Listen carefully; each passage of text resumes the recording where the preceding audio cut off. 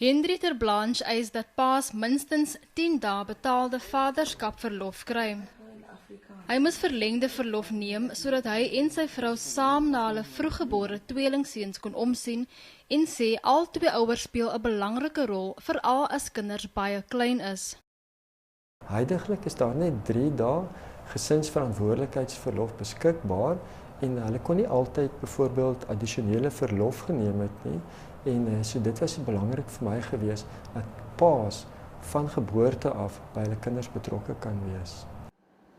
Ter Blanche sê 10 dae is 'n goeie begin, hoewel 3 na 4 maande vaderskapsverlof die ideaal sal wees. Verskeie organisasies waaronder Sonke Gender Justice en die vakverbond COSATU steun sy petisie. 2 jaar gelede het Ter Blanche sy stryd na die parlement geneem.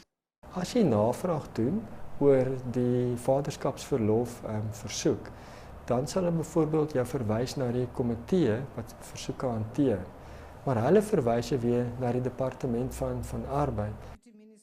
Hy het ook aan president Jacob Zuma daaroor geskryf, verskeie parlementslede en selfs die konstitusionele hof daaroor genader, maar tot dusver sonder enige sukses.